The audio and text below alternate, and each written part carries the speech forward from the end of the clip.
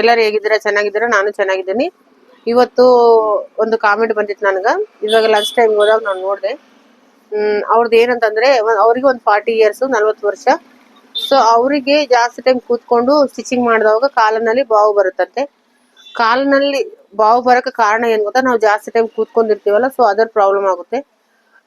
ನಾವೇನಂದ್ರೆ stitching ಮಾಡ್ಬೇಕಾದ್ರೆ ಒಂದು blouse complete ಆದ್ಮೇಲೆ ಎದ್ದಳೋಣ, ಇಲ್ಲ ಸ್ವಲ್ಪ ಪೈಪಿಂಗ್ ಮಾಡಿ ಎದ್ದಳೋಣ, ಸ್ವಲ್ಪ ಸೈಡ್ ಸ್ಟಿಚಿಂಗ್ ಮಾಡಿ ಎದ್ದಳೋಣ ಥಿಂಕ್ ನಲ್ಲಿ ಸ್ಟಿಚ್ ಮಾಡ್ತಾ ಇರ್ತೀವಿ. ಇಲ್ಲ ಬೇಗ ಬೇಗ ಮುಗಿಸಿ ಎದ್ದಳೋಣ ಥಿಂಕ್ ನಲ್ಲಿ ಸ್ಟಿಚ್ ಮಾಡ್ತಾ ಇರ್ತಾರೆ. ಸೊ ಅದು ತಪ್ಪು. ಆತರ ಮಾಡಕ್ ಹೋಗ್ಬಾರ್ದು. ಯಾಕಂದ್ರೆ ಬ್ಲೌಸ್ಗಂತ ಇಂಪಾರ್ಟೆಂಟ್ ನಮ್ ಹೆಲ್ತ್ ಆಗಿರುತ್ತೆ. ಹೆಲ್ತ್ ಮೇನ್ ನೋಡ್ಕೊಂಡು ಆಮೇಲೆ ಇನ್ನೊಂದು ಕೆಲಸ ಮಾಡ್ಬೇಕು. ನಮ್ಮ ಹೆಲ್ತ್ ಇಂಪಾರ್ಟೆಂಟ್ ಆಗಿರುತ್ತೆ ನಮ್ ಕೆಲ್ಸಕ್ಕಿಂತ ಕೂಡ. ಕೆಲ್ಸನೂ ಒಟ್ಟಿಪಾಡಿಗೆ ಇಂಪಾರ್ಟೆಂಟೇ, ಬಟ್ ಅದಿಲ್ಲ ಅಂತ ಹೇಳಲ್ಲ. ಬಟ್ ನಮ್ ಹೆಲ್ತ್ ಆದ್ಮೇಲೆ ಇನ್ನೊಂದು, ಯಾಕಂದ್ರೆ ನಾವು ಚೆನ್ನಾಗಿದ್ರೆ ಇನ್ನೊಂದು ಕೆಲಸ ಮಾಡಕ್ ಆಗುತ್ತೆ. ಸೊ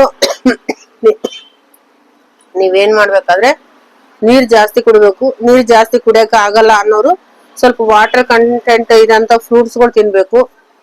ಬೆಳಗ್ಗೆದ್ದು ಸ್ವಲ್ಪ ಯೋಗ ಮಾಡ್ಕೋಬೇಕು. ಮತ್ತೆ ಸ್ವಲ್ಪ ಡ್ರೈ ಫ್ರೂಟ್ಸ್ ಅಂತವೆಲ್ಲ ತಿನ್ಬೇಕು. ಸ್ವಲ್ಪ ಎನರ್ಜಿ ಬೇಕೇ ಬೇಕು.